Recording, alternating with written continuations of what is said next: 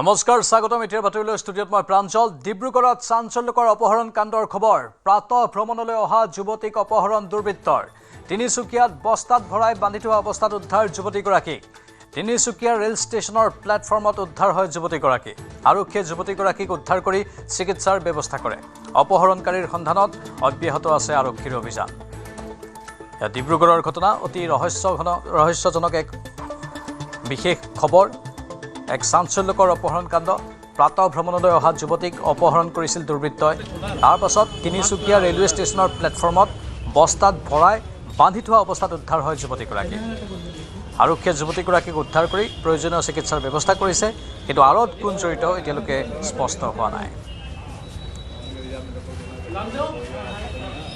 घर का सामने था ना तो मैं आगे जा रहा था तो पीछे से किसी ने नाक पे डाल दिया हाथ उसके बाद ना पता नहीं इसके मैं एक बार स्टेशन में मिली तो मुझे कुछ दिख नहीं रहा था वो अंकल लग रहा था उधर है इसीलिए मैं इधर से उधर स्टेशन में भाग रही थी मैंने उसका मुंह नहीं देखा था कितना लोग था एक ही था शायद मतलब बेहोश का कैसे ले गया? बेहोश का ले पता नहीं मुझे मेरा नाक पे कुछ डाल दिया हाँ। उसके बाद वो पता नहीं कहाँ हो गया उसके बाद मुझे कहाँ स्टेशन पे ले गया ना तो मुझे थोड़ा थोड़ा दिख रहा था ना तो मैं आगे बढ़ रहा हूँ तो फिर मुझे कुछ नहीं लौक रहा मैं इधर स्टेशन पे बैठ रहा हूँ बार बार तो फिर मुझे कुछ नहीं लौक रहा तो मैं एक बार ना मुझे वो अंकल जैसा दिखे तो मैंने एक उधर से स्टेशन के ऊपर से उधर गया फिर इधर आया तो फिर फिर वो ना वो मुझे लगा कि मुझे दौड़ा रहे तो मैंने उस गाड़ी में चढ़ा ना हाँ। तो वो ना मुझे ना बोरा में कस के बांध दिया उसके बाद मुझे नहीं पता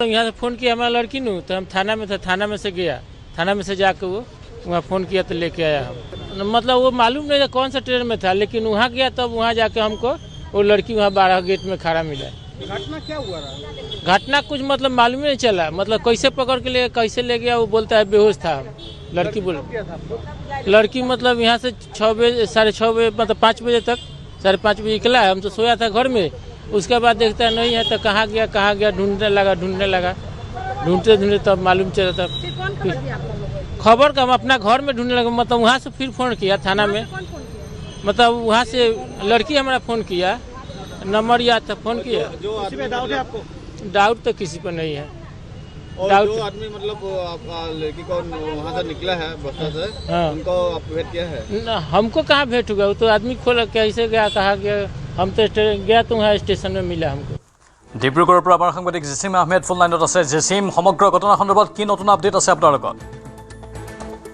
চাওক আৰক্ষীয়ে তদন্ত অব্যাহত ৰাখিছে গোটেই ঘটনাটো আৰু এয়া হিউমেন ট্ৰেফিকিঙৰ কোনো ঘটনা হ'ব পাৰে বুলিও প্ৰাৰম্ভিক পৰ্যায়ত সন্দেহ কৰা হৈছে কিন্তু আৰক্ষীৰ তদন্তৰ পাছতহে আচলতে পূৰ্ণতা পাব ঘটনাৰ কি অন্তৰালৰ কথা কাৰণ যুৱতীগৰাকীক এনেধৰণে আচলতে পুৱাতেই ডিব্ৰুগড় চহৰৰ মাজমজিয়া মহানগৰৰ মাজমজিয়াৰ পৰা ক্ল'ৰফৰ্ম জাতীয় কিছু সামগ্ৰী আচলতে তেওঁ কোৱা মতে যুৱতীগৰাকীয়ে তেওঁক মুখত দি এনেকৈ তিনিচুকীয়া পোৱালেগৈ সেয়াও আটাইতকৈ ৰহস্যজনক এই বাটটো কেনেকৈ গ'ল যদি ৰেলত লৈ যাব আছিলে ৰেলত লৈ যোৱাটো কথাটো ঠিকেই আছে বাৰু ৰেলত লৈ যায় সৰবৰাহ কৰা কিবা প্ৰক্ৰিয়া হ'ব পাৰে কিন্তু এই যে গৈ থকা বাটটো ইমান দীঘলীয়া বাট আৰু তিনিচুকীয়া ডিব্ৰুগড় তিনিচুকীয়া খুব মুকলি ঠাই এইবোৰ দেখা যায় গাড়ী মটৰত লৈ গ'লে সেইটো কিন্তু আটাইতকৈ ৰহস্যজনক ৰহস্যঘন কথা যুৱতীগৰাকীৰ ভাষ্যৰ ভিত্তিতে আৰক্ষীয়ে তদন্ত অব্যাহত ৰাখিছে বৰ্তমান সময়ত আৰু প্ৰাঞ্জল এটা কথা ডিব্ৰুগড় তিনিচুকীয়া যিটো অঞ্চল এই অঞ্চলৰ পৰা ৰেলেৰে এইদৰে আচলতে সৰবৰাহৰ পূৰ্বৰটো নজিৰ আছে কিন্তু আজিৰ পৰা বহু বছৰ আগতে বা তেনেধৰণৰ ঘটনা মাজে মাজে সংঘটিত হৈ থাকে বুলিও বিভিন্ন অভিযোগ পোৱা যায় আৰক্ষীয়ে তদন্ত প্ৰক্ৰিয়া অব্যাহত ৰাখে বহু যুৱতীৰ আচলতে নিৰুদ্দেশৰ অন্তৰালত এই গোটেই ঘটনাবোৰৰ অন্তৰালৰ আণ্ডাৰত এটা নেক্সাছ কিন্তু আছে যেন অনুভৱ হয় কাৰণ মানৱ দেহ সৰবৰাহ বা এনেধৰণৰ আচলতে হিউমেন ট্ৰেফিকিঙৰ যিটো প্ৰক্ৰিয়া আচলতে সেইটো কিন্তু ডিব্ৰুগড়ত এটা চক্ৰ সক্ৰিয় হৈ থকাটো এইটো এক প্ৰকাৰে ক'বলৈ গ'লে বহুজনে নিশ্চিত বুলিয়েই ক'ব খোজে প্ৰাঞ্জল ধন্যবাদ জেছিম আহমেদ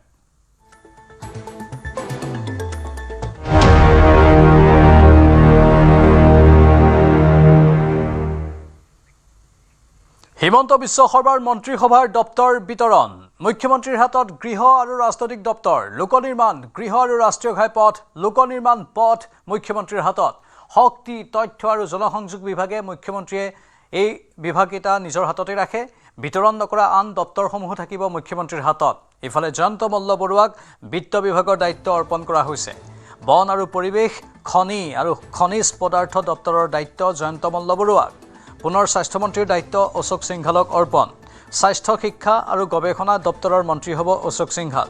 কৃষি বিভাগৰ মন্ত্ৰীৰ দায়িত্ব পীযুষ হাজৰিকাক অৰ্পণ। জলসিঞ্চন বিভাগৰ মন্ত্ৰীৰ দায়িত্বও পীযুষ হাজৰিকাক অৰ্পণ।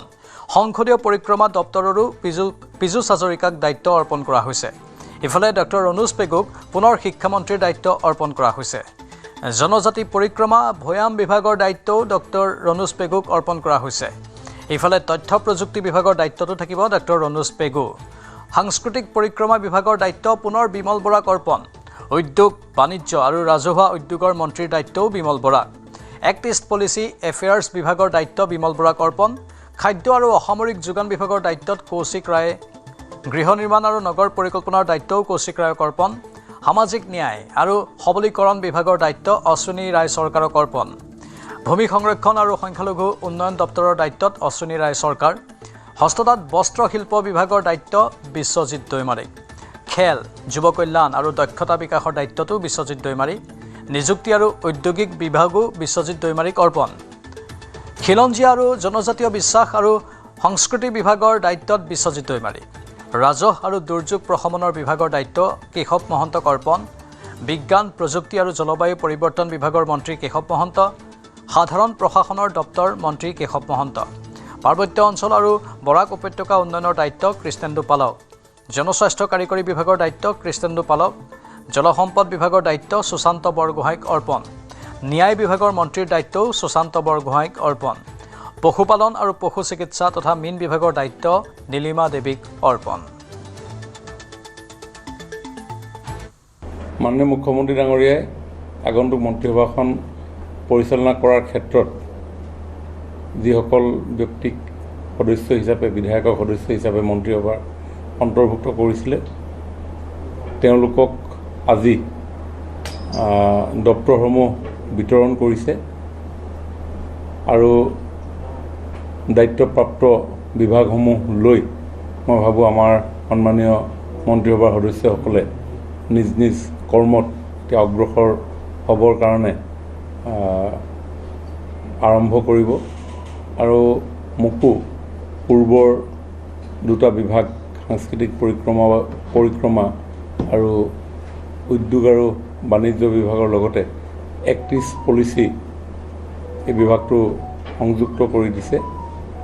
নিশ্চিতভাৱে আটাইকেইটা বিভাগৰ জৰিয়তে অসমৰ সৰ্বাংগীন বিকাশ আৰু কল্যাণৰ কাৰণে আগন্তুক দিনত মুখ্যমন্ত্ৰী ডাঙৰীয়াৰ পৰামৰ্শৰ ভিত্তিত আমি কাম কৰি যাম।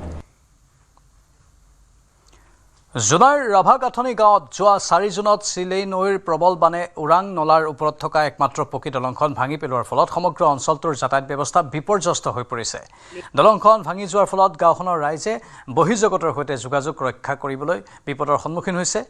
এই দলংখনেই গাঁওখনৰ যাতায়াতৰ একমাত্ৰ স্থায়ী মাধ্যম আছিল যদিও চিলে নৈৰ তীব্ৰ সোঁতে দলংখন ভাঙি পেলোৱাত বিদ্যালয় মহাবিদ্যালয়লৈ যোৱা ছাত্ৰ ছাত্ৰী ৰোগী তথা সাধাৰণ লোকসকলৰ দৈনন্দিন চলাচল সম্পূৰ্ণৰূপে ব্যাহত হৈছে। ফলত প্ৰতিদিনে নানা সমস্যাৰ সন্মুখীন হ'বলগীয়া হৈছে অঞ্চলবাসী। বিশেষকৈ জৰুৰীকালীন অৱস্থাত চিকিৎসালয়লৈ যোৱা বা অহা যোৱা কৰাৰ ক্ষেত্ৰত অথবা শিক্ষানুষ্ঠানলৈ যাতায়াতৰ ক্ষেত্ৰত অসুবিধাৰ সন্মুখীন হৈছে জনসাধাৰণ। हम लोग का न्यू जुली ब्लेज 1 बीके भी निकलने जगह में आया, क्या करेगा ना। रास्ता जो ये हो गया, नदी बन गया नदी, अभी पैदल भी जाने नहीं सकते है, क्या करेगा। बहुत दुख लगता है देख के, बहुत दुख लगता है, क्या करेगा, जाने भी नहीं सके।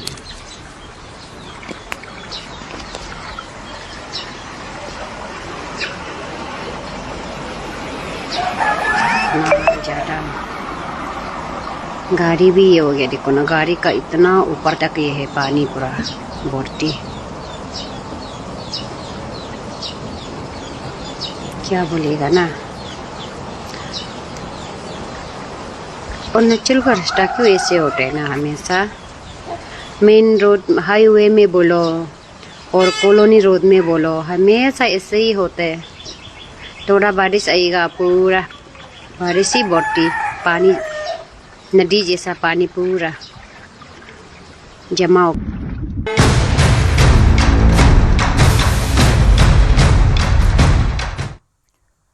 বিশেষ ফাষ্ট ট্ৰেক আদালতত অসমীয়াৰ প্ৰাণৰ শিল্পী জুবিন গাৰ্গৰ হত্যাৰ বিচাৰ প্ৰক্ৰিয়া আজিৰ বিচাৰ প্ৰক্ৰিয়াৰ প্ৰথম দিনাই 4 সাক্ষীৰ সাক্ষ্যৰ মূল্যায়ন কৰে আদালতে আদালতত উপস্থিত হৈ মৰিগাঁৱৰ তদানীন্তন আৰক্ষী অধীক্ষক হেমন্ত দাস এজাহাৰকাৰী ৰাতুল বৰা মৰিগাঁও সদৰ থানাৰ ওচি প্ৰণৱ শইকীয়া আৰু এছআই ভাস্কৰ বৰ্মন আদালতত উপস্থিত হৈ গৰিমা গাৰ্গৰ লগতে জুবিন গাৰ্গৰ কেইবাজনো সহযোগী বিচাৰপতিয়ে মানে তেওঁৰ যিখন এজাহাৰ দিছিলে সেই এজাহাৰ ভিত্তিত তেওঁৰ সাক্ষ্যখিনি জাজে ৰেকৰ্ড কৰি আছে এতিয়া তাৰপিছতহে হ'ব যিহেতু আজি প্ৰথম দিন এতিয়া প্ৰথম ৰেকৰ্ডেই চলি আছে তেওঁ কি কৰিছে কেনেকুৱা আশা আপোনালোকৰ মাজত আশাটো সদায় আছে কাৰণে মানে আশা ৰাখি ইয়াৰ ওপৰত আৰু আমি ভাবিছোঁ আটাইকেইজন সাক্ষীয়ে যেতিয়া সাক্ষ্য গ্ৰহণ কৰিব বিচাৰপতিয়ে তাৰপিছতহে গোটেই কথাখিনি আচলতে পোৱা হ'ব এতিয়া প্ৰথমজন যিজন মানে এজাহাৰ দাখিলকাৰী আছিলে ৰাতুল বৰা তেওঁৰ সাক্ষ্য গ্ৰহণ কৰি আছে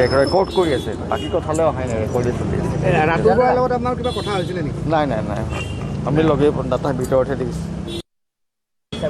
বিচাৰ প্ৰক্ৰিয়া চলি আছে প্ৰথম আমাৰ যিজন মৰিগাঁৱৰ ৰাতুল বৰা তেওঁ প্ৰথম দিনাই এজাহাৰ দিছিল নেকি তেখেতৰ সাক্ষী গ্ৰহণ চলি আছে আৰু দিনটো সেইটোৱে চলিব আজি 4জন সাক্ষী আছে তেওঁলোকৰ গোটেই সাক্ষী ল'ব মৰিগাঁও SP ছাৰো আহিছে চাগে গতিকে আমি অকল দেৰিকৈ গম পাম সাক্ষীটো প্ৰক্ৰিয়া কেনেকুৱা আশা কৰিছে মানে দেখি আছে আপুনি গোটেইখিনি আশাটো কৰি আছোঁ আমি আশা কৰাৰ কাৰণে সদায় আহিও আছোঁ এটা ভাল ফলাফল পাবৰ কাৰণে চ' এতিয়া ৰাতুল বৰাই যিখিনি কথা কৈছে তেওঁ চেকখিনিয়ে কৈছে তেওঁ যি হিচাপত তেওঁ সাক্ষী দিছে তেওঁ নেমকৰা হস্পিটেল গৈছিলে দাদা থাকোঁতে 2021 তেওঁ কি দেখিছিলে চব কৈছে তেখেতে এতিয়া এই কোৰ্টৰ ভিতৰৰ কথা গতিকে চব কথা নকওঁ মই কিন্তু আমি আশা কৰিছোঁ ভাল এটা হেৰি পাম বুলি আৰু 4 অভিযুক্ত কাৰণ ইতিমধ্যে দুগৰাকীৰ নাকচ হৈছে শ্যাম কান্ত তেওঁলোকৰ আজি বেল হেয়াৰিঙো আছে সেইটো চাগৈ ছেকেণ্ড হাফ দিব চাগৈ অমিত প্ৰভা সন্দীপন গাৰ্গ বৰা আৰু বৈশ্য ন তেখেতসকলৰ ছেকেণ্ড হাফ দিব চাগৈ সাক্ষী চলি আছে থেংক ইউ নগাঁও আৰক্ষীৰ জালত চাইবাৰ অপৰাধীৰ এটা বৃহৎ গেং এগৰাকী মহিলাসহ সৰ্বমুঠ 4টা দুৰ্ধৰ্ষ অপৰাধীক গ্ৰেপ্তাৰ কৰিছে আৰক্ষীয়ে বিভিন্ন লোকৰ বেংক একাউণ্টৰ পৰা ধন সৰকাইছিল এই গেংটোৱে ধৃত মৰিগাঁও বেলগুৰিৰ বানেছা খাতুন ইজাজুল হক পূব ৰঙাদেউৰীয়াৰ ফাৰুক আহমেদ আৰু নগাঁও ধিং মহখুটিৰ ইক্ৰামুল হুছেইন আইনুল হক লস্কৰ নামৰ এজন লোকৰ বেংক একাউণ্টৰ পৰা এই চক্ৰটোৱে সৰকাইছিল 9,78,196 টকা ঘটনা সন্দৰ্ভত আইনুল হক লস্কৰে নগাঁও সদৰ থানাত ৰুজু কৰা 463/26 নম্বৰৰ গোচৰৰ ভিত্তিত গ্ৰেপ্তাৰ কৰা হৈছে অপৰাধীকেইটা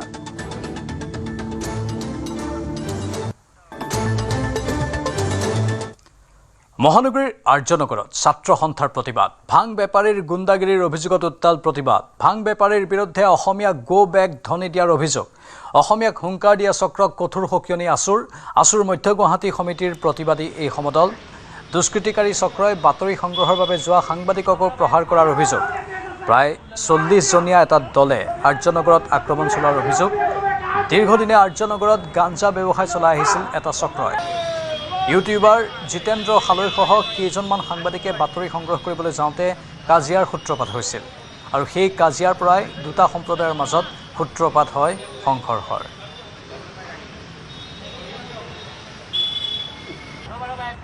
দম আছে যদি আজি খুলি দেখাই দিয়ক আজি অসমৰ অসমীয়া সহজ আৰু খুব টানো আজি অসমৰ অসমীয়া গোবেক ধনি দিয়া মানুহজন আজি দোকানখন খুলি দেখাব লাগিছিলে অসমীয়া জাতিটো ভদ্ৰ আৰু অসমীয়া জাতিটো খুব সহজ সৰল গম পাইছে অসমীয়া জাতিৰ গাত যদি হাত দিয়ে অসমীয়া জাতি যদি জ্বলি যায় কিন্তু কোনো শান্তিত থাকিব নোৱাৰে এই অসমত আৰু গুৱাহাটীৰ আৰ্যনগৰ বিহাৰী সম্প্ৰদায়ৰ লোকে থলুৱা অসমীয়াক আক্ৰমণৰ ঘটনাৰ বিৰুদ্ধে সদৌ টাই আহোম ছাত্ৰ সন্থাৰ সভাপতি বসন্ত গগৈয়ে ক্ষোভ উচ্চাৰিছে গুৱাহাটীৰ আৰ্যনগৰত যিটো ঘটনা সংঘটিত হ'ল হালৈ উপাধিৰ এজন ব্যক্তিক গোলাগুলকৈ পিটা হ'ল ৰাজপথত পেলাই তেখেতক চুচৰাই নিয়া হ'ল আৰু তাৰপিছত আজি অসমীয়াই আমি মনে মনে বহি আছোঁ আৰু এইটো জাতিটোৰ কাৰণে আটাইতকৈ দুৰ্ভাগ্যজনক ঘটনা এই আৰ্যনগৰত সেই ব্যক্তিজনক কাৰ ছত্ৰছায়াত আক্ৰমণ কৰিছে আলোক ত্ৰিপাঠী নামৰ এজন গুণ্ডাৰ জৰিয়তে এই কাম কৰা হৈছে এটা প্ৰশ্ন হ'ল আলোক ত্ৰিপাঠী কোন আলোক ত্ৰিপাঠী হৈছে সদৌ অসম কাবাডী সন্থাৰ সাধাৰণ সম্পাদক আলোক ত্ৰিপাঠী হৈছে ভাৰতীয় জনতা যুৱ মৰ্চাৰ সহকাৰী কোষাধ্যক্ষ। আলোক ত্ৰিপাঠী হৈছে মধ্য গুৱাহাটীৰ MLA, যাক লৈ সৰ্বত্ৰ চৰ্চা হৈছিল সেই MLA জনৰ বৰঘৰৰ মানুহ। এতিয়া আমাৰ প্ৰশ্ন যে আলোক ত্ৰিপাঠীৰ নেতৃত্বত অসমীয়াক পিতা হ'ল, গৌবেগ বুলি ক'ব পৰা হ'ল। গতিকে সেই আলোক ত্ৰিপাঠীৰ ক্ষেত্ৰত এইখন খিলঞ্জীয়া চৰকাৰে কি ব্যৱস্থা গ্ৰহণ কৰিব? অসমৰ মাননীয় মুখ্যমন্ত্ৰী ডাঙৰীয়াই এই ক্ষেত্ৰত কি ব্যৱস্থা গ্ৰহণ কৰিব? আলোক ত্ৰিপাঠীক সদৌ অসম কাবাডী সন্থাৰ পৰা বহিষ্কাৰ কৰিব? ভাৰতীয় জনতা যুৱ মৰ্চাৰ সহকাৰী কোষাধ্যক্ষ পদৰ পৰা তেখেতক বৰ্খাস্ত কৰিব? নে বিজয় গুপ্তাৰ বৰঘৰৰ মানুহ হোৱাৰ কাৰণে বিজেপি চৰকাৰে তেখেতক ৰক্ষণাবেক্ষণ দিব? এইটো আমাৰ কাৰণে ডাঙৰ প্ৰশ্ন। আৰু আৰ্যনগৰৰ ঘটনা সন্দৰ্ভত জিলা আয়ুক্তক স্মাৰক পত্ৰ প্ৰদান সদৌ গুৱাহাটী ছাত্ৰ সন্থাৰ। হেঙেৰাবাৰীত জিলা আয়ুক্তৰ কাৰ্যালয়ত উপস্থিত হৈ স্মাৰক পত্ৰ প্ৰদান কৰে জিলা আয়ুক্তক। দোষীক গ্ৰেপ্তাৰ কৰি উপযুক্ত শাস্তিৰ দাবী ছাত্ৰ সন্থাৰ নেতৃত্বৰ। তেওঁলোকে সাহস ক'ত পালে? সাহস ক'ত? অসমীয়া বিৰোধী শ্লোগান দিবৰ কাৰণে সাহস ক'ত পালে? প্ৰথম প্ৰশ্নৰ উত্তৰটো দিব লাগে যে সাহস ক'ত পালে? ইমান সাহস! আৰু ড্ৰাগছ কোনে বিক্ৰী কৰে, ড্ৰাগছ কোনে কিনে, এই হাতত প্ৰশাসনৰ তথ্য আছেনে নাই? প্ৰথম কথা। দ্বিতীয় কথাটো হ'ল কি, কাইলৈ পুলিচৰ গাত হাত দিছে, স্থানীয় মানুহৰ গাত হাত দিছে, সাহস ক'ত পালে? গতিকে যিকোনো প্ৰকাৰে আৰক্ষী প্ৰশাসনে আৰক্ষীৰ গাত হাত দিয়া, সাংবাদিক বন্ধুৰ গাত হাত দিয়া, তেওঁলোকৰ ওপৰত কঠোৰ ব্যৱস্থা ল'বই লাগিব। আৰু যেতিয়ালৈকে নল'ব আমি সদৌ হাতত কিন্তু শান্ত নহওঁ। ইতিমধ্যে আমি আয়ুক্ত মহোদয়ক আমি জনাইছোঁ যে অতি সোনকালে ইয়াৰ ব্যৱস্থা কৰিব লাগে, দোষীক কঠোৰ শাস্তি দিব লাগে। আমি ইতিমধ্যে সন্দেহৰ পিছতে আমি কমিশ্যনাৰক আমি স্মাৰক পত্ৰ প্ৰদান কৰিম। কিন্তু আমি স্পষ্টকৈ ক'ব বিচাৰিছোঁ, যদি এই দোষীসকলক কৰায়ত্ব নকৰে, সাংবাদিক বন্ধুক আক্ৰমণ, আৰক্ষী বিষয়ক আক্ৰমণ আৰু সাধাৰণ ৰাইজক আক্ৰমণ, এই আক্ৰমণ কিন্তু যোনে কৰিছে তেওঁলোক শাস্তি দিবই লাগিব। আৰু অসমীয়া গো ব্লেক শ্লোগান অসমত নহ'ব। কালি এই ঘটনাটো যেতিয়া সংঘটিত হৈছিলে, তাত কাৰ ভুল কোন শুদ্ধ সেই কথাখিনিৰ কাৰণে তেওঁলোকে যদি কিবা দিগদাৰী পাইছিলে তেওঁলোকে প্ৰশাসনৰ ওচৰত যাব পাৰিলেহেঁতেন। তেওঁলোকে প্ৰশাসনৰ ওচৰত নাযাই পেলাই তেওঁলোকে নিজে জাষ্টিচ দিবৰ কাৰণে কোন এইসকল লোক? তেওঁলোকে তাৰে পিছত আহি পেলাই তাত যি আৰক্ষী মোতায়েন কৰা হৈছিলে সেই গোটেই ছিটুৱেশ্যনটো হেণ্ডেল কৰিবৰ কাৰণে সেই আৰক্ষীৰ ওপৰত তেওঁলোকে হাত উঠালে। যি সাংবাদিক যি সংবাদ তাতে আপোনাৰ সংগ্ৰহ কৰিবলৈ গৈছিলে সেই সাংবাদিকক তেওঁলোকে গুৰলাগুৰলিকৈ প্ৰহাৰ কৰিলে। এই সাহস এই অনা অসমীয়াসকলে পালে ক'ত? আৰু ঘটনাক লৈ প্ৰতিক্ৰিয়া প্ৰকাশ কৰিছে বীৰ লাচিত সেনাৰ নেতা শৃংখল চলিহাই।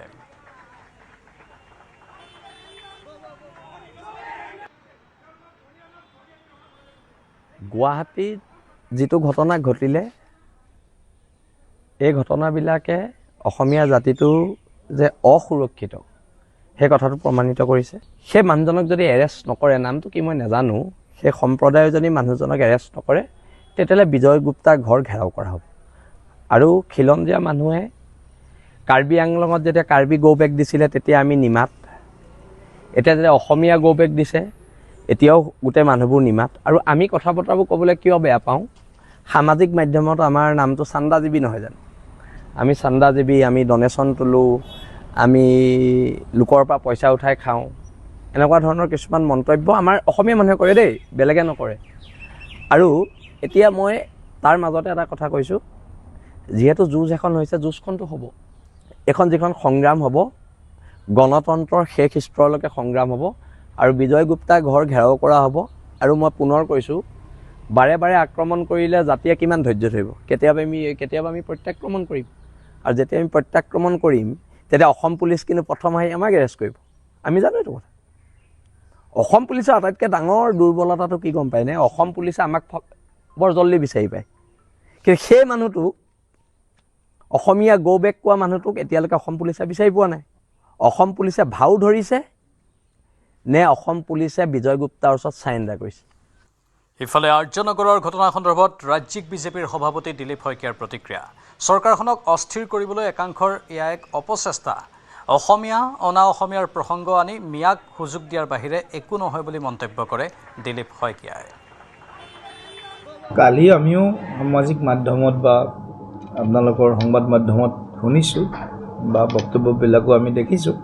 মই ভাবোঁ যে এইবিলাক অসমখনক অস্থিৰ কৰা, যি এটা গতিৰে ৰাজ্যখন আগবাঢ়িবৰ কাৰণে এতিয়া মানে এটা সম্পূৰ্ণ যোজা দ্বিতীয়টো কাৰ্যকালত মুখ্যমন্ত্ৰী ডাঙৰীয়া নেতৃত্বত আৰম্ভ হৈছে। এই সময়তে এই ধৰণৰ কিছুমান কথা বতৰাই যাতে অসমখনত আমাৰ যিসকল লোক আছে তাৰ মাজত যাতে ক'ৰবাত অশান্তি অস্থিৰ পৰিৱেশ সৃষ্টি কৰিব পাৰে, এনেকুৱা এটা পৰিস্থিতি কৰাৰ কাৰণে এছাম লোকে সদায় তৎপৰ থাকে। চৰকাৰে এই বিষয়টো নিশ্চয় গুৰুত্ব সহকাৰে লৈছে বা ল'ব। অসমক ভাল পোৱা সকলো অসমীয়া, অসমৰ সুখে দুখে থকা আৱেগ অনুভূতিৰ লগত থকা সকলো অসমীয়া এই কামে, তাত বিহাৰী বেলেগ, বঙালী বেলেগ, হিন্দীভাষী বেলেগ, এইটো মিয়াক সুযোগ কৰি দিয়াৰ বাহিৰে, মিয়াক অসমখনক অস্থিৰ কৰি দিয়াৰ এটা পৰিৱেশ নিৰ্মাণৰ বাহিৰে একো নহয়।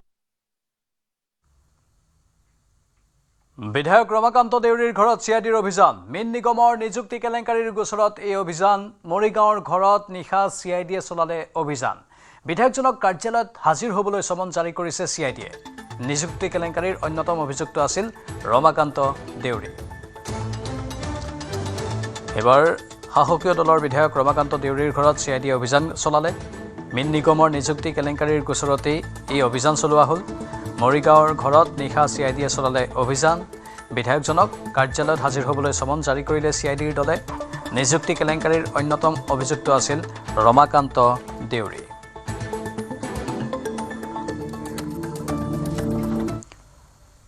আজি আৰক্ষীৰ জিম্মাৰ ম্যাদ উকলিব দুই জ্যেষ্ঠ ACS বিষয়াৰ। চিআইডিৰ জিম্মাত আছিল অনুৰাধা অধিকাৰী শৰ্মা আৰু নৰেন চন্দ্ৰ বসুমতাৰী।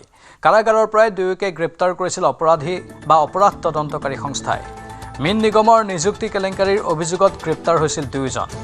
অবৈধভাৱে 168গৰাকী লোকক নিগমত নিযুক্তি দিয়া হৈছিল। 2019 পৰা 2022 চনৰ ভিতৰত সংঘটিত হৈছিল বৃহৎ নিযুক্তি কেলেংকাৰী। সেই সময়ত দুয়োগৰাকী ACS বিষয়া আছিল নিগমৰ MDৰ দায়িত্বত। কেলেংকাৰীৰ মূল অভিযুক্ত হিচাপে পৰিগণিত হৈছিল দুয়োজন। কিছুদিন পূৰ্বে ধন আত্মসাতৰ গোচৰত গ্ৰেপ্তাৰ হৈছিল অনুৰাধা অধিকাৰী শৰ্মা আৰু নৰেন চন্দ্ৰ বসুমতাৰী। নিগমৰ চৰকাৰী কোটি কোটি টকা নিজৰ পকেটত ভৰাই জালত পৰিছিল দুই ACS বিষয়া। দুৰ্নীতি নিবাৰক শাখাই গ্ৰেপ্তাৰ কৰি জেললৈ প্ৰেৰণ কৰিছিল দুয়োকে। পিছত জেলৰ পৰাই চিআইডিয়ে গ্ৰেপ্তাৰ কৰি 2 দিনৰ জিম্মাত লৈছিল দুয়োকে। আজি আদালতত হাজিৰ কৰোৱা হ'ব দুয়োগৰাকী ACS বিষয়া। দিল্লীৰ ইন্দিৰা গান্ধী আন্তঃৰাষ্ট্ৰীয় বিমানবন্দৰত দেওবাৰে হঠাতে অহা এজাক বিধ্বংসী ধুমুহা বৰষুণে এক ভয়াৱহ পৰিস্থিতিৰ সৃষ্টি কৰে। ধুমুহাৰ প্ৰচণ্ড কোবত বিমানবন্দৰৰ টাৰ্মিনেল 2 সম্পূৰ্ণৰূপে লণ্ডভণ্ড হৈ পৰে। তীব্ৰ বতাহে ৰানৱেৰ গধুৰ সঁজুলিবোৰ উৰুৱাই নিয়াত ৰখাই থোৱা এয়াৰ ইণ্ডিয়াৰ 3খনকৈ বিমান গুৰুতৰভাৱে ক্ষতিগ্ৰস্ত হয়।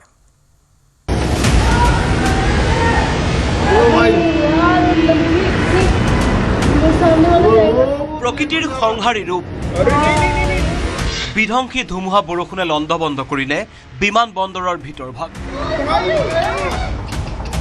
ধুমুহাত ক্ষতিগ্ৰস্ত এয়াৰ ইণ্ডিয়াৰ 3খন বিমান। এই দৃশ্য দিল্লীৰ ইন্দিৰা গান্ধী আন্তঃৰাষ্ট্ৰীয় বিমানবন্দৰৰ। দেওবাৰে হঠাতে অহা এজাক বিধ্বংসী ধুমুহা বৰষুণে এইদৰে লণ্ডভণ্ড কৰিলে বিমানবন্দৰৰ ভিতৰভাগ। তীব্ৰ গতিত অহা বতাহৰ কোবত বিমানবন্দৰৰ টাৰ্মিনেল 2ত এক অভূতপূৰ্ব পৰিস্থিতিৰ সৃষ্টি হ'ল। ধুমুহাৰ বেগ ইমানেই প্ৰচণ্ড আছিল যে ৰানৱেৰ কাষত থকা গ্ৰাউণ্ড ছাপৰ্ট ইকুইপমেণ্টসমূহ বতাহে উৰুৱাই নিয়ে। তীব্ৰ বেগেৰে উৰি অহা গধুৰ সঁজুলিবোৰ সজোৰে খুন্দা মাৰে পাৰ্ক কৰি থোৱা এয়াৰ ইণ্ডিয়াৰ 3খনকৈ নেনো বডি বিমানত। ফলত আটাইকেইখন বিমানৰে বিস্তৰ ক্ষতিসাধন হ'ল। ঘটনাৰ ভয়াৱহতাৰ প্ৰতি লক্ষ্য ৰাখি আৰু যাত্ৰীৰ সুৰক্ষা নিশ্চিত কৰিবলৈ কাৰিকৰী প্ৰশিক্ষণৰ বাবে 3খন বিমানক লগে লগে বিমান সেৱাৰ পৰা আঁতৰাই অনা হ'ল। উল্লেখ্য যে দেশৰ আটাইতকৈ ব্যস্ত আৰু হাই প্ৰফাইল বিমানবন্দৰটোত সংঘটিত এই ঘটনাই এটা সামগ্ৰিক সুৰক্ষাৰ প্ৰতি প্ৰশ্ন উত্থাপন কৰিছে। ধুমুহা আহিলে পাৰ্কিং অঞ্চলত থকা গধুৰ সঁজুলিবোৰ সুৰক্ষিত কৰাৰ বাবে আগতীয়াকৈ কিয় ব্যৱস্থা লোৱা হোৱা নাছিল তাক লৈ সৃষ্টি হৈছে তীব্ৰ প্ৰতিক্ৰিয়াৰ। সমগ্ৰ ঘটনাটোক অতি গুৰুত্ব সহকাৰে লৈ ইতিমধ্যে অসামৰিক বিমান পৰিবহণ সঞ্চালকালয়ে এক উচ্চস্তৰীয় তদন্তৰ নিৰ্দেশ প্ৰদান কৰিছে। News desk report, news 18 Assam north east.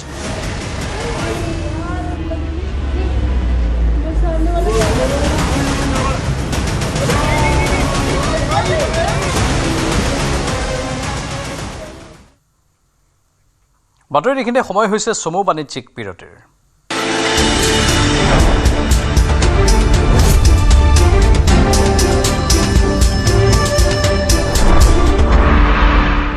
Occur Bakkar Bombay बो ঘৰত কোনটো টিএমটি লগাইছে माइथन स्टील আপোনাৰ ওপৰত ট্ৰাষ্ট কৰিব পাৰি ओके ষ্ট্ৰং মানে মাইথান ষ্টীল কি ঘটিল আজিৰ দিনটো ৰাজ্য তোলপাৰ লগোৱা ঘটনা দেশৰ সকলো খবৰ ৰাজ্যৰ জ্বলন্ত পৰিৱেশ পৰিস্থিতি আপোনাৰ খবৰ আপোনালোকৰ খবৰ ৰাজনীতিৰ সূক্ষ্ম বিশ্লেষণ পুৱাৰ পৰা নিশাল খবৰ আৰু খবৰ দেশৰ সৰ্ববৃহৎ নিউজ নেটৱৰ্ক সঠিক সময়ত শুদ্ধ খবৰ अक्कर बक्कर बम्बे बो ঘৰত কোনটো টিএমটি লগাইছে माइथन स्टील আপোনাৰ ওপৰত ট্ৰাষ্ট কৰিব পাৰি ओके ষ্ট্ৰং মানে মাইথান ষ্টীল मैं नरेंद्र दामोदर दास मोदी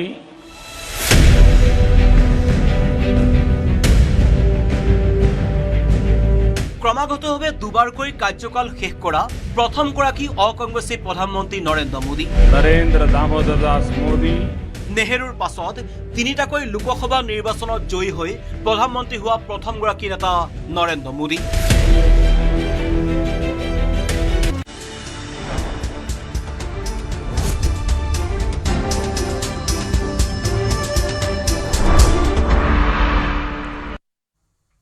পুনৰ স্বাগতম বিশ্ব দৰবাৰত এতিয়া ভাৰতৰ জয় জয়কাৰ প্ৰধানমন্ত্ৰী নৰেন্দ্ৰ মোদীৰ বলিষ্ঠ নেতৃত্বত দেশৰ বিদেশ নীতিয়ে স্পৰ্শ কৰিছে অভূতপূৰ্ব সফলতা পূৰ্বৰ নিৰপেক্ষ স্থিতি পৰিহাৰ কৰি বৰ্তমানৰ ভাৰতে গ্ৰহণ কৰিছে ৰাষ্ট্ৰ সৰ্বপ্ৰথম নীতি লুক ইষ্টৰ পৰা এক্ট ইষ্ট চুবুৰীয়া ফাৰ্ষ্ট নীতিৰ পৰা ভেকচিন মৈত্ৰীলৈকে প্ৰতিটো পদক্ষেপতেই প্ৰতিফলিত হৈছে নতুন ভাৰতৰ পৰাক্ৰম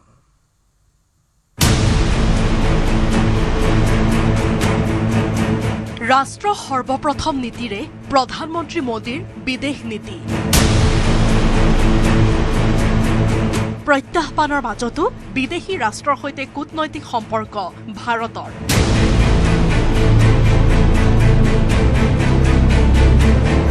গ্লোবেল সাউথৰ কণ্ঠ হিচাপে বিশ্বত গৰ্জন ভাৰতৰ প্ৰধানমন্ত্ৰী নৰেন্দ্ৰ মোদীৰ শাসনকালত ভাৰতৰ বিদেশ নীতি আৰু বিদেশী ৰাষ্ট্ৰৰ সৈতে ভাৰতৰ সম্পৰ্কই লাভ কৰিছে বিশেষ উচ্চতা ভাৰতৰে পূৰ্বৰ নিৰপেক্ষ স্থিতিৰ পৰা আঁতৰি এতিয়া ৰাষ্ট্ৰ প্ৰথম নীতিক অগ্ৰাধিকাৰ প্ৰদান কৰে ৰাষ্ট্ৰ সৰ্বোপৰি আৰু কৌশলগত অৱস্থানৰ নীতিৰে বিশ্বৰ মঞ্চত নিজকে গুৰুত্বপূৰ্ণ দেশ হিচাপে প্ৰতিষ্ঠা কৰা অনন্য নেতৃত্ব প্ৰদান কৰিছে প্ৰধানমন্ত্ৰী নৰেন্দ্ৰ মোদীয়ে মোদীৰ যুগত বিশ্বত নতুন ৰূপত উদ্ভাসিত ভাৰত লুক ইষ্ট নীতিক এক্ট ইষ্টলৈ ৰূপান্তৰ মোদী চৰকাৰৰ কোভিড মহামাৰীৰ ভেকচিন প্ৰদানৰ নেতৃত্বত ভাৰত 2019ত কোভিড মহামাৰীয়ে সৃষ্টি কৰা স্থবিৰতাৰ মাজতো কিন্তু অৰ্থনৈতিক বিকাশেই হওক অথবা কূটনৈতিক সম্বন্ধতেই হওক একক আৰু অনন্য হৈ থাকিল ভাৰত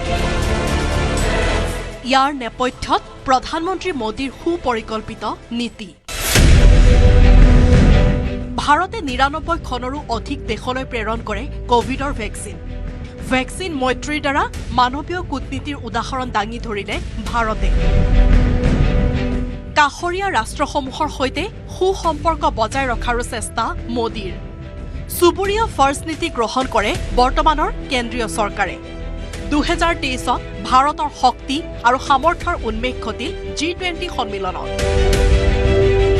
G20ৰ অধ্যক্ষতা কৰি ভাৰতে সফলভাৱে নতুন দিল্লী ঘোষণাপত্ৰ সৰ্বসন্মতিক্ৰমে গৃহীত কৰোৱায় ইয়াত প্ৰতিফলন ঘটিছিল মোদীৰ নেতৃত্ব আৰু কূটনীতিবিদৰ বিচক্ষণতা আৰু দক্ষতা 2024ত পুনৰ প্ৰধানমন্ত্ৰীৰূপে শপত ল'লে প্ৰধানমন্ত্ৰী নৰেন্দ্ৰ মোদীয়ে मैं नरेंद्र दामोदर दास मोदी ईश्वर की शपथ लेता हूं कि मैं विधि द्वारा स्थापित भारत के संविधान के प्रति सच्ची श्रद्धा और निष्ठा रखूंगा তৃতীয়টো কাৰ্যকালত প্ৰধানমন্ত্ৰী নৰেন্দ্ৰ মোদীৰ সন্মুখত প্ৰধান প্ৰত্যাহ্বান হিচাপে থিয় দিছে মধ্যপ্ৰাচ্যৰ সংঘাত আমেৰিকাৰ সৈতে বাণিজ্য সম্পৰ্কটো দেখা দিছে জটিলতা অৱশ্যে এই জটিলতাৰ মাজতো জনতা সমস্যাত নপৰিবৰ বাবে চেষ্টা প্ৰধানমন্ত্ৰী নৰেন্দ্ৰ মোদীৰ প্ৰধানমন্ত্ৰী মোদীৰ কাৰ্যকালত ভাৰতৰ বিদেশ নীতিৰ মূল বৈশিষ্ট্য হৈ পৰিছে বহুমুখী মিত্ৰতা। ভাৰত এতিয়া কোনো এটা নিৰ্দিষ্ট শিবিৰত আবদ্ধ নহয়। ভাৰত পশ্চিমীয়া দেশৰ সৈতে কোৱাডত চামিল হৈ আছে। কোৱাডত থাকি চীনৰ বিৰুদ্ধে কৌশলগত প্ৰতিৰোধ গঢ়ি তুলিছে। সমান্তৰালকৈ চীন, ৰাছিয়া থকা ব্ৰিক্স, চাংহাই কোঅপাৰেশ্যন অৰ্গেনাইজেশ্যনতো সক্ৰিয় ভাৰত। সন্ত্ৰাসবাদৰ বিৰুদ্ধে শূন্য সহনশীল নীতি মোদী চৰকাৰৰ। প্ৰধানমন্ত্ৰী মোদীৰ কঠোৰ স্থিতিয়ে বিশ্বজুৰি লাভ কৰিছে সমৰ্থন।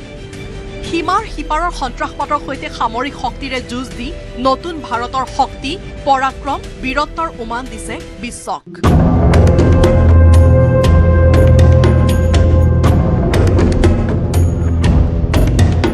অপাৰেশ্যন সিন্দুৰৰ দ্বাৰা পাকিস্তানৰ ভিতৰত চাৰখাৰ কৰিলে সন্ত্ৰাসবাদীৰ আন্তঃগাঁথনি। বিশ্বলৈ প্ৰধানমন্ত্ৰী মোদীৰ স্পষ্ট বাৰ্তা, আজিৰ ভাৰতে সন্ত্ৰাসবাদৰ বিৰুদ্ধে নৰম স্থিতি গ্ৰহণ নকৰে। ভাৰত সন্ত্ৰাসবাদৰ বিৰুদ্ধে কঠোৰ আৰু শূন্য সহনশীল নীতিৰ আধাৰত চলা দেশ। আমেৰিকাই প্ৰতিশুল্ক আৰোপ কৰিলেও ভাৰতে নিজৰ অৰ্থনৈতিক স্বাৰ্থ ৰক্ষা কৰিছে। অৱশ্যে সফল নেতৃত্বৰ পাছতো মাজে সময়ে প্ৰত্যাহ্বানৰ সন্মুখীন হৈছে প্ৰধানমন্ত্ৰী মোদী নেতৃত্বাধীন কেন্দ্ৰীয় চৰকাৰ।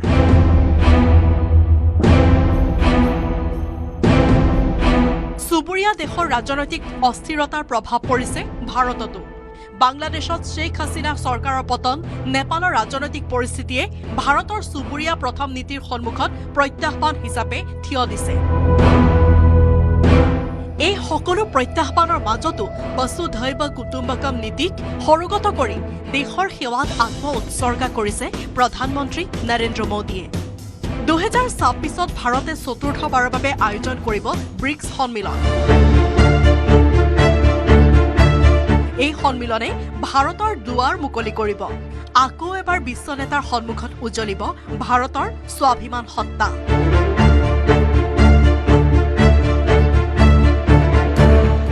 প্ৰধানমন্ত্ৰী মোদীৰ নেতৃত্বতে বিশ্বত সগৌৰৱে উৰিছে ভাৰতীয় ত্ৰিৰংগা। আন্তঃৰাষ্ট্ৰীয় মঞ্চত ভাৰত এতিয়া শক্তিশালী কণ্ঠ। ভাৰতৰ কণ্ঠক আওকাণ কৰি চলিব নোৱাৰে কোনো আগশাৰীৰ দেশ।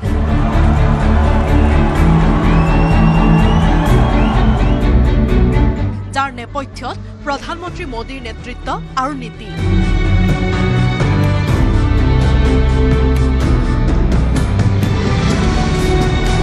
News desk report, news 18 Assam north east.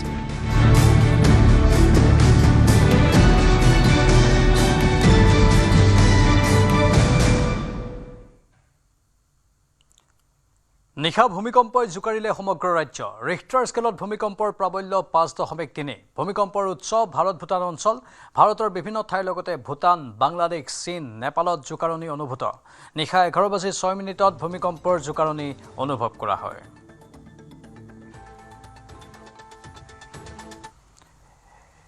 ইফালে ফিলিপাইনছত 7.8 ৰিখটাৰ স্কেলত ভূমিকম্পৰ জোকাৰণি। তাজপাতৰ দৰে খহিল কেইবাটাও অট্টালিকা। ফিলিপিনছৰ লগতে জাপানতো ছুনামিৰ সতৰ্কবাণী জাৰি কৰা হৈছে।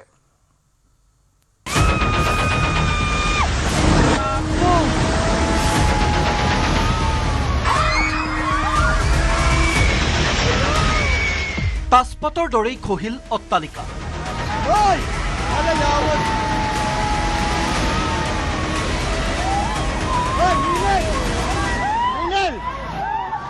মুহূৰ্ততে ধ্বংসস্তূপত পৰিণত সমগ্ৰ অঞ্চল।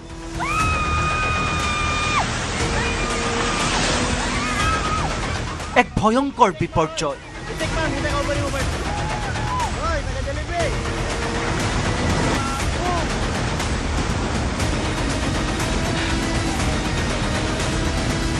ভাৰতীয় সময় অনুসৰি পুৱা 7:38 এক প্ৰচণ্ড ভূমিকম্পই জোকাৰি গ'ল দক্ষিণ ফিলিপাইনছত।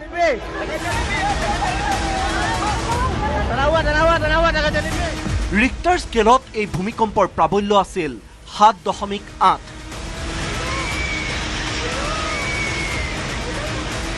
প্ৰকৃতিৰ এই সংহাৰী ৰূপৰ সন্মুখত নিমিষতে তাজপাতৰ দৰে খহি পৰিল কেইবাটাও বহুমহলীয়া অট্টালিকা। এই আকস্মিক দুৰ্যোগৰ বাবে সমগ্ৰ অঞ্চলটোত সৃষ্টি হয় এক অবৰ্ণনীয় হাহাকাৰ পৰিস্থিতিৰ। ভূমিকম্পৰ তীব্ৰ জোকাৰণিৰ বাবে মালিতাৰ মাহাইয়াহাৰ এলিমেণ্টাৰী স্কুলৰ কণ কণ শিশুসকলৰ মাজত তীব্ৰ আতংকৰ সৃষ্টি হয়। পুৱাৰ প্ৰাৰ্থনা সভাৰ সময়তে অহা এই ভূমিকম্পৰ ফলত প্ৰাণৰ মমতাত চিঞৰ বাখৰ কৰি ইফালে সিফালে দৌৰিবলৈ ধৰে স্কুলৰ শিক্ষাৰ্থীসকলে।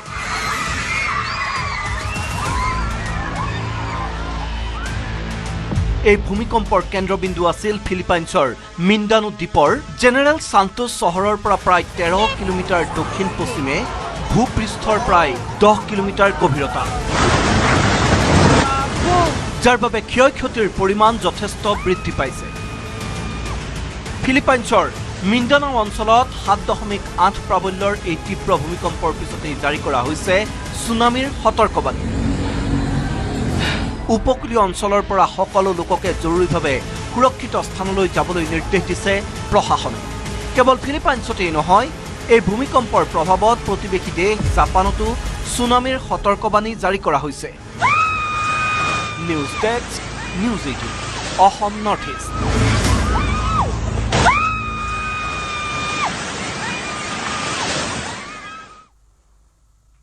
সন্দেহযুক্ত বাংলাদেশীৰ কবলত কাছাৰত 200 বিঘাতকৈ অধিক চাহ বাগিচাৰ ভূমি।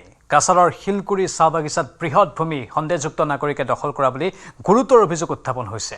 বাগিচাৰ শ্ৰমিক আৰু স্থানীয় ৰাইজৰ অভিযোগ, কোনো বৈধ দলিল পত্ৰ অবিহনে শিলকুৰি বাগিচাৰ ধৰ্মখাল অঞ্চলত 200 বিঘাতকৈ অধিক ভূমি এটা অংশ সন্দেহযুক্ত নাগৰিকে অবৈধভাৱে দখল কৰিছে। কেৱল দখল কৰাই নহয়, তেওঁলোকে শতাধিক স্থায়ী আৰু অস্থায়ী ঘৰ তৈয়াৰ কৰি তাত বসবাস কৰিবলৈ আৰম্ভ কৰিছে। উধাৰবন্দৰ বিধায়ক ৰাজদীপ গোৱালা আৰু কৰিমগঞ্জৰ সাংসদ কৃপানাথ মাল্লাই চাহ বাগিচা অঞ্চলত অবৈধ বেদখল উচ্ছেদ কৰা হ'ব বুলি ঘোষণা কৰে।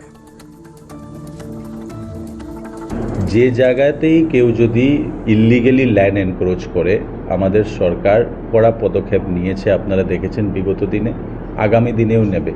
ইল্লিগেল এনক্রোচমেন্ট করতে সরকার বাধা দিয়েছে এবং যারা এনক্রোচ করেছে ওদের বিরুদ্ধেও পদক্ষেপ নেওয়া হয়েছে, এভিকশন করা হয়েছে। তো যদি কেউ এইভাবে ইল্লিগেলি এনক্রোচ করে তো ডেফিনেটলি সরকার এভিক্ট করার এভিকশনের প্রক্রিয়া আরম্ভ করবে। বিভিন্ন জায়গাতে আমরা চেষ্টা করেছি, আমরা মাননীয় মুখ্যমন্ত্রীকেও বলেছি এই এনক্রোচমেন্টগুলোকে ফ্রি করতে হবে, এভিকশন করতে হবে। আগামী দিনে আপনারা দেখবেন একটা মেজর এভিকশন ড্রাইভ হবে। तो इसका ज़बरदस्त एक्शन लेंगे और हमारी बराक चाह श्रमिक यूनियन हम लोग हैं, मैं प्रेसिडेंट हूँ, हमारे जनरल सेक्रेटरी हैं राजदीप गोवाला। तो हम लोग बराक चाह श्रमिक यूनियन के प्लेटफॉर्म से माननीय मुख्यमंत्री को हम लोग अवगत कराएंगे और जल्द से जल्द वहाँ इविक्शन कराने का कोशिश करेंगे। हो भी सकता है, मुझे पता नहीं, जो भी है, बांग्लादेशी हो या इंडियन भी हो, यदि भारत का भी है और बगान कम्युनिटी का नहीं है तो डर नहीं सकते हैं, वहाँ से निकलना है कि जो लोग चार श्रमिक के नहीं है वो चार श्रमिक की जमीन पर अवैध ढंग से कब्जा नहीं कर सकते, मतलब रह ही नहीं सकते। বিহাৰৰ গোপালগঞ্জত ভয়ংকৰ পথ দুৰ্ঘটনা, দুখন বাইকৰ মাজত সংঘৰ্ষ। দুৰ্ঘটনাত আহত এটি শিশু, 3গৰাকী মহিলাসহ 6জন লোক। CCTVত বন্দী হৈছে দুৰ্ঘটনাৰ ভিজুৱেল আমি দেখুৱাইছোঁ আপোনালোকক। তুৰ্কাহনা মৌৰ সমীপৰ 531 নম্বৰ ৰাষ্ট্ৰীয় ঘাইপথত এই দুৰ্ঘটনা সংঘটিত হয়।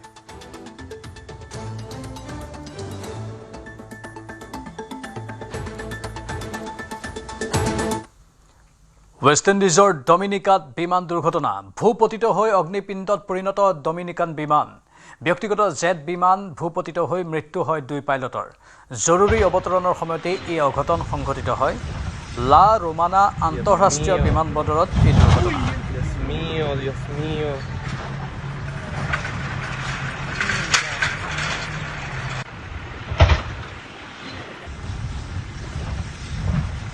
Dios mío. Dios mío, Dios mío.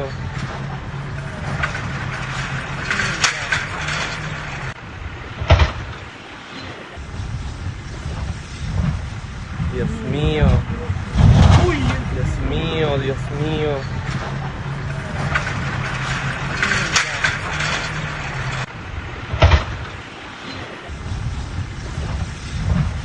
Dios mío.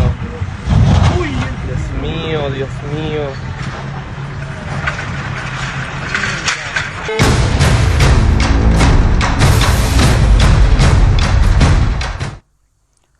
পুনৰ মধ্যপ্ৰাচ্যত যুদ্ধৰ দামামা মাজনিশা ইজৰাইলত ইৰাণৰ আক্ৰমণ প্ৰত্যুত্তৰত ইৰাণত এয়াৰ ষ্ট্ৰাইক ইজৰাইলৰ ইৰাণৰ প্ৰধান চহৰসমূহক লক্ষ্য কৰি আক্ৰমণ ইজৰাইলী সেনাৰ দেওবাৰে যুদ্ধবিৰতিৰ পাছত প্ৰথমবাৰলৈ ইজৰাইলত আক্ৰমণ কৰে ইৰাণে দেওবাৰে ইৰাণৰ সেনাবাহিনীয়ে মিছাইল আক্ৰমণ কৰে ইজৰাইলত লেবাননত ইজৰাইলী সেনাৰ ক্ৰমাগত আক্ৰমণৰ পাছত এইবাৰ ইৰাণৰ ইজৰাইলত এয়াৰ ষ্ট্ৰাইক ইৰাণৰ ৰাজধানী তেল আভিভক লক্ষ্য কৰি ইজৰাইলৰ আক্ৰমণ লেবাননৰ ৰাজধানী বেইৰুটত ইজৰাইলে চলোৱা আক্ৰমণৰ প্ৰতিবাদতে এই প্ৰত্যাক্ৰমণ কৰা বুলি স্পষ্ট কৰি দিছে ইৰাণে অৱশ্যে ইৰাণৰ আক্ৰমণ আকাশমাৰ্গতে প্ৰতিহত কৰে ইজৰাইলে ইজৰাইলৰ এয়াৰ ডিফেন্স ছিষ্টেমে আকাশতে ধ্বংস কৰে ইৰাণৰ মিছাইল এই ঘটনাৰ পাছতে ইৰাণ ইজৰাইলৰ যুদ্ধ আৰম্ভ হৈছে ইজৰাইলৰ সামৰিক মুখপাত্ৰই হুংকাৰ দিছে যে ভয়ংকৰ ভুল কৰিলে ইৰাণে ইৰাণক সমুচিত প্ৰত্যুত্তৰ দিব বুলি হুংকাৰ দিছে নেতানিয়াহু বাহিনীয়ে তাৰ পিছতে ইৰাণৰ ওপৰত আক্ৰমণ আৰম্ভ কৰিছে ইজৰাইলে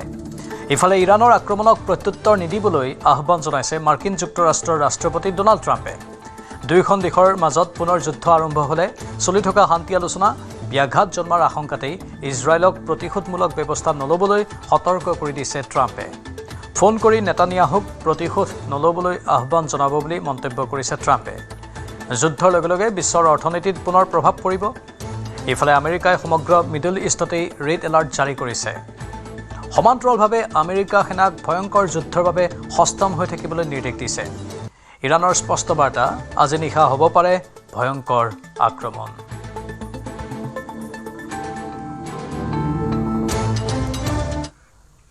গোৱালপাৰা জিলাৰ অসম মেঘালয় সীমান্তৱৰ্তী টেকলিপাৰাত যাতায়াতৰ নামত নৰক যন্ত্ৰণা এখন দলঙৰ অভাৱত জিনাৰী নৈৰে কান্ধত মৃতদেহ লৈ গৈছে শ্মশানলৈ মহন্ত ৰাভা নামৰ লোকজনৰ মৃত্যুৰ পাছত এনেদৰে আত্মীয়ই কান্ধত মৃতদেহ লৈ শ্মশানলৈ নিলে আজি মহন্ত ৰাভাৰ আদ্য শ্ৰাদ্ধ আত্মীয় কুটুম আহিবলৈ নৈ পাৰ হ'বলৈ কলগছৰ ভূৰ তৈয়াৰ কৰিলে পূৰ্বে পূব গোৱালপাৰা সমষ্টিত থকা অঞ্চলটো এতিয়া পশ্চিম গোৱালপাৰা সমষ্টিত অন্তৰ্ভুক্ত হৈছে বিধায়ক পবিত্ৰ ৰাভাক জিনাৰী নৈৰ ওপৰত এখন দলং নিৰ্মাণৰ বাবে অনুৰোধ জনাইছে স্থানীয় লোকে কেৱল দলঙেই নহয় বাট পথো এক প্ৰকাৰ নাই বুলিলেও ভুল নহ'ব কাৰণ প্ৰথমে মেঘালয়ত প্ৰৱেশ কৰিহে গাঁওখনলৈ যাব পাৰি কি খৰালি কি বাৰিষা এবুকু পানী পাৰ হৈ ছাত্ৰ ছাত্ৰীসকল বিদ্যালয়লৈ যাবলগীয়া হয়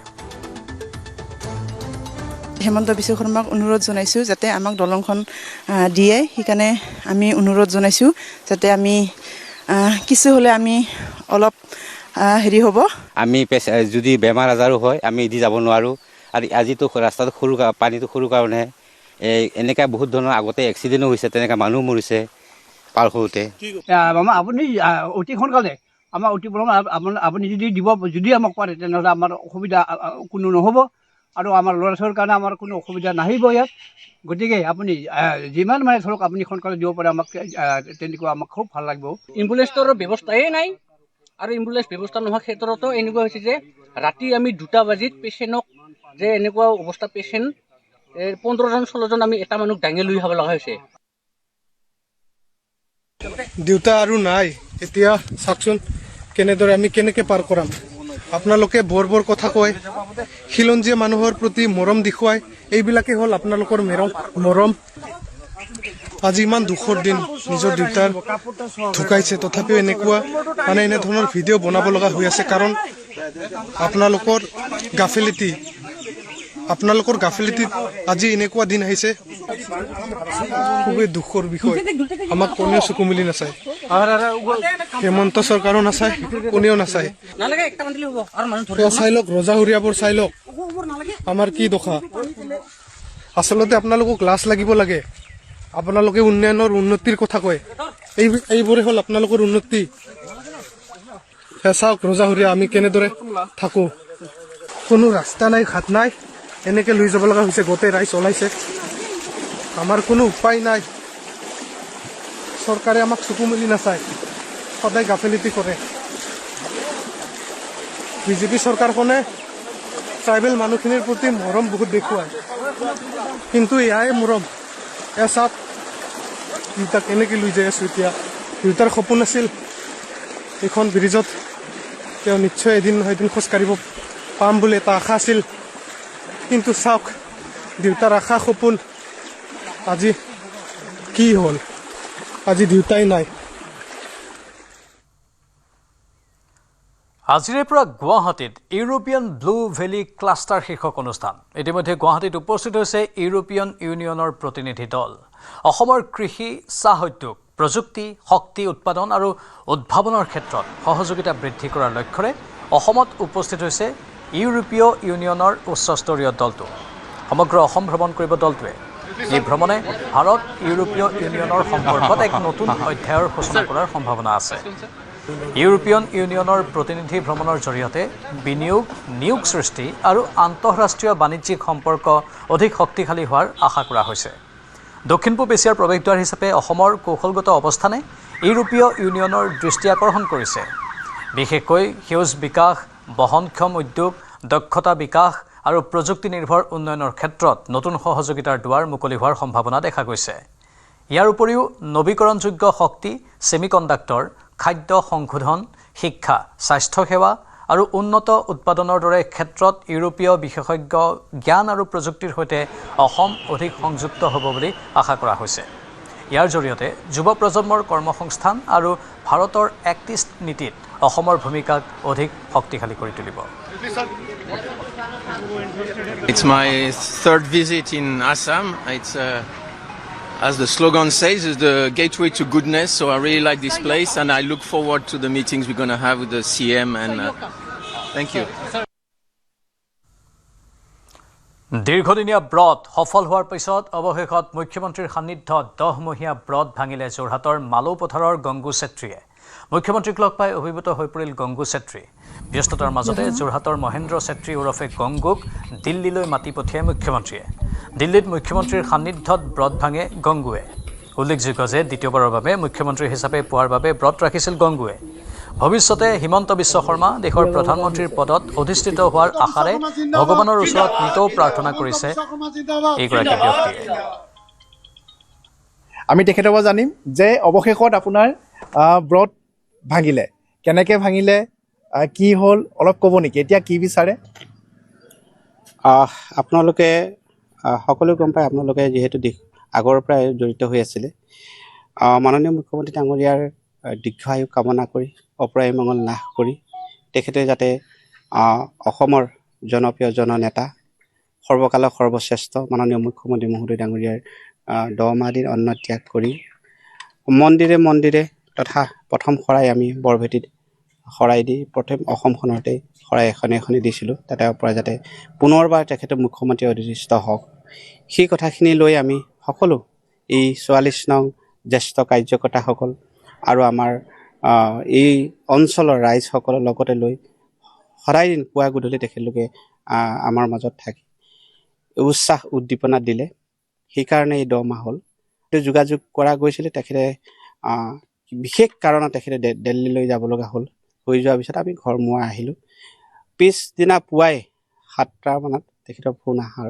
লগে লগে আমি লগে মাতিলে দিল্লীলৈ মতাৰ লগে লগে ইয়াৰ পৰা মোহনবাৰী ডিব্ৰুগড় মোহনবাৰীলৈ গ'লোঁ আৰু মোহনবাৰী যোৱাৰ লগে লগে তাত বিশেষ এই ID প্ৰুফ যিহেতু মোৰ এটা ID প্ৰুফৰ লগত এই চেহেৰাটো নিমিলাৰ লগে লগে ৰাখি দিলে যাতে IDৰ লগত চেহেৰাটো নিমিলে নামটো আছে কিন্তু চেহেৰা নিমিলে কিন্তু আকৌ যোগাযোগ কৰাৰ পিছত লগে লগে তেখেতলোকে হেৰি কৰি দিয়াৰ পিছত দিল্লী পালোঁ দিল্লী ভৱনত থাকিলোঁ থকাৰ পিছত পুৱাই তেখেতে 10টা মানত তেখেতৰ বাসগৃহলৈ মুখ্যমন্ত্ৰী ডাঙৰীয়াৰ বাসগৃহলৈ গ'লোঁ যোৱাৰ লগে লগে তেখেতৰ দেখিছে আপোনালোকে মিডিয়াত যিটো আৱেগ অনুভূতি যিটো মই দেখাৰ লগে লগে যিটো তেখেতৰ যিটো মনৰ হেঁপাহ এটা আছিলে দেখাৰ লগে লগে মোৰ আৱেগ হৈ গ'লোঁ হৈ দিয়াৰ লগে লগে তেখেতে ৰাখি অন্ন গ্ৰহণ কৰিলে অন্ন খালোঁ তাৰপিছত অন্নখিনি ভংগ হ'ল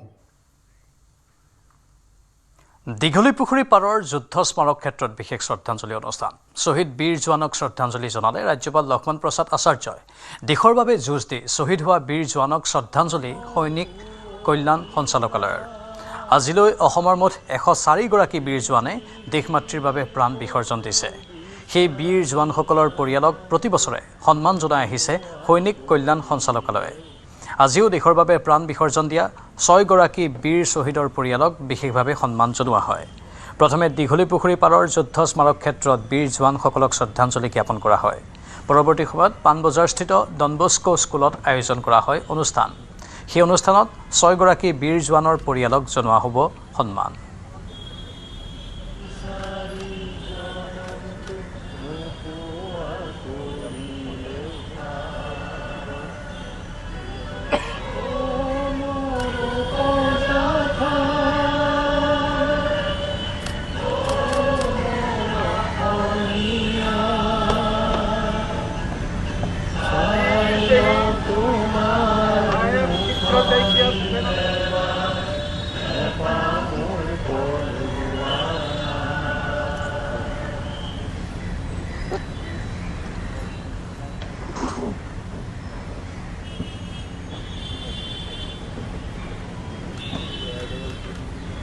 सुप्रभात। आप मैं असम वैभव लेफ्टिनेंट जनरल राणा प्रताप कलिता परम विशेष सेवा मेडल उत्तम युद्ध सेवा मेडल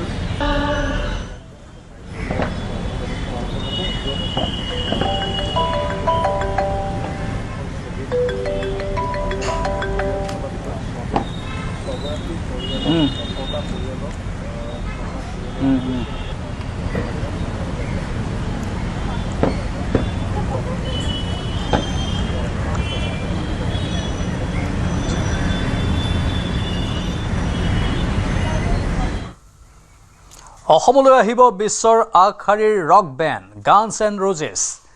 17 নৱেম্বৰত গুৱাহাটীত অনুষ্ঠিত হ'ব মেগা কনচাৰ্ট। মুখ্যমন্ত্ৰী হিমন্ত বিশ্ব শৰ্মাই সামাজিক মাধ্যম যোগে কৰিছে আনুষ্ঠানিক ঘোষণা।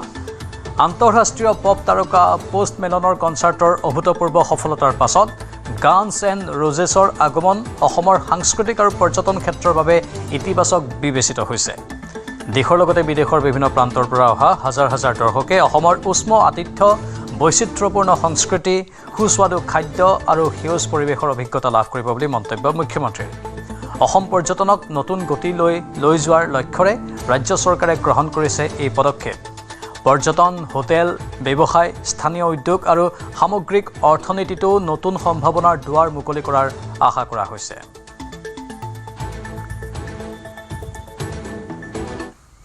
এজন লোকৰ প্ৰবঞ্চনাৰ বলি হ'ল এগৰাকী যুৱতী। সামাজিক মাধ্যমত চিনাকি হৈ নগাঁৱৰ এগৰাকী যুৱতীক বিবাহৰ প্ৰস্তাৱ দিছিল প্ৰবঞ্চকটোৱে। বিবাহৰ প্ৰলোভনেৰে যুৱতীগৰাকীক সোণাপুৰৰ মালৈবাৰীৰ ঘৰলৈ লৈ গৈছিল প্ৰবঞ্চক কুশল গোস্বামীয়ে। কিন্তু কুশল গোস্বামী বিবাহিত বুলি জনা নাছিল যুৱতীগৰাকীয়ে। বিবাহিত বুলি জনাৰ পাছতে যুৱতীগৰাকীৰ ওপৰত কুশল গোস্বামীয়ে অকথ্য নিৰ্যাতন চলোৱাৰ অভিযোগ উত্থাপন হৈছে। পিতৃ মাতৃ ভাতৃসহ যুৱতীগৰাকীকো প্ৰাণে মৰাৰ ভাবুকি প্ৰদান কুশল গোস্বামীৰ। সমগ্ৰ ঘটনা সন্দৰ্ভত নগাঁৱৰ মৰিকলং আৰক্ষী চকীত এজাহাৰ দাখিল কৰিছে যুৱতীগৰাকীয়ে। কুশল গোস্বামীক পূৰ্বেও বহুকেইটা অপৰাধজনিত তথা প্ৰবঞ্চনাৰ গোচৰত গ্ৰেপ্তাৰ কৰিছিল আৰক্ষীয়ে। কি হৈছিল আপোনালোকৰ? মানে আমাৰ এনেকুৱা কণ্ডিশ্যন হৈ গৈছে যে মানে কুশল গোস্বামী নামৰ এজন ল'ৰা আছে, যোনটো আমি ছ'চিয়েল মিডিয়াৰ জৰিয়তে আমি জড়িত হৈছিলোঁ। সি বিয়া প্ৰস্তাৱ দিছিলে আমাক। পিছত মানে সি বিয়া প্ৰস্তাৱ দিয়াৰ পিছত আমাক কৈছে কি আমাক ফাৰ্ষ্টত কোম্পানী আছে তাৰ, লখিমপুৰত আছে, বিশ্বনাথ চাৰিআলিত আছে, কোম্পানী আছে তাৰ। পিছত গৈ পেলাই মই ভাবিছোঁ কি মই দুখীয়া ঘৰৰ ছোৱালী আৰু ধনী ঘৰৰ ল'ৰা এটাত বিয়া হ'লে তাৰপিছত সি পঢ়াব, লিখাব, চাকৰি দিলাব। মই MA কৰি আছোঁ। সি পঢ়াব মোক, MA কৰি আছোঁ, ফাৰ্ষ্ট ছেমত আছোঁ।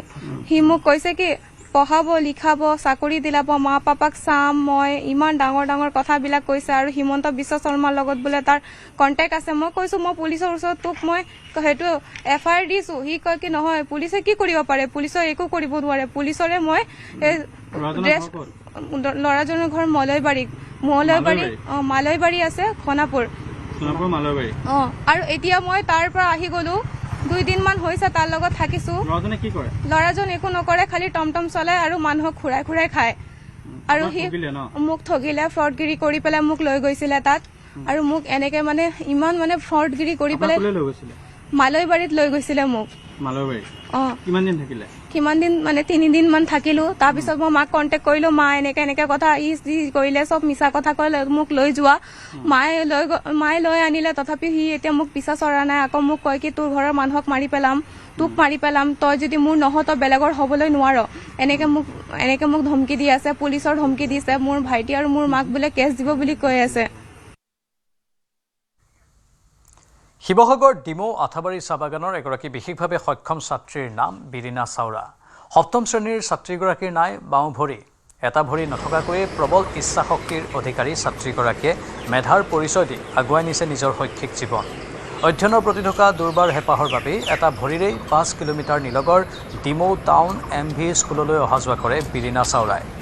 বিদ্যালয়ৰ পাঠ্যপুথি অধ্যয়নৰ উপৰিও এটা ভৰিৰেই নাচ গানতো অংশগ্ৰহণ কৰে বীৰিনা চাওৰাই। শৈক্ষিক দিশৰ লগত সাংস্কৃতিক উত্তৰণৰ বাবে এখন কৃত্ৰিম ভৰিৰ ব্যৱস্থা কৰি দিবলৈ মুখ্যমন্ত্ৰীক অনুৰোধ জনালে বীৰিনাৰ পিতৃ মাতৃয়ে।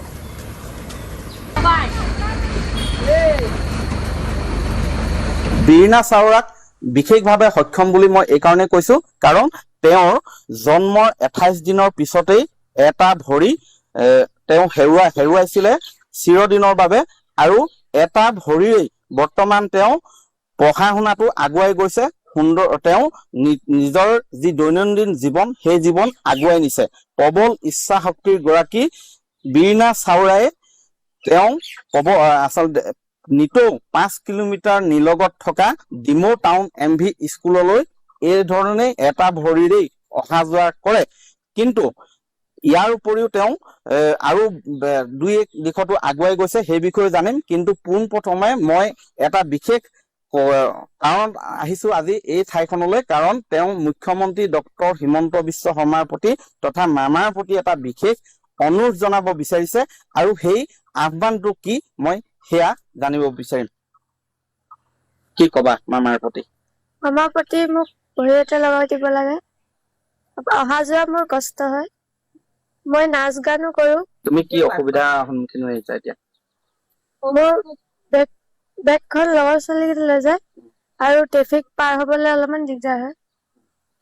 এতিয়া কি আহ্বান জনাবা মামাৰ প্ৰতি? মামাৰ প্ৰতি মোক ভৰি এটা লগাই দিব লাগে, মামাৰ প্ৰতি জনাইছো। তেওঁ পিতৃ দীনেশ চাওৰা আছে মোৰ কাষত। পুৰণি কথা দুৰ্ঘটনাটোৰ বিষয়ে আমি দোহাৰিব বিচৰা নাই, কিন্তু এই মুহূৰ্তত আপুনি কি আহ্বান জনাব মুখ্যমন্ত্ৰীৰ প্ৰতি, আৰু কি ধৰণে আপোনাৰ কন্যাক আগুৱাই নিছে? মইতো মামাক ক'ব বিচাৰিছো যে মানে মোৰ ছোৱালীজনীক ভৰি এটা লগাই দিলে ভাল হ'ব, আৰু অহা যোৱা কৰিব কাৰণে কষ্ট হয়।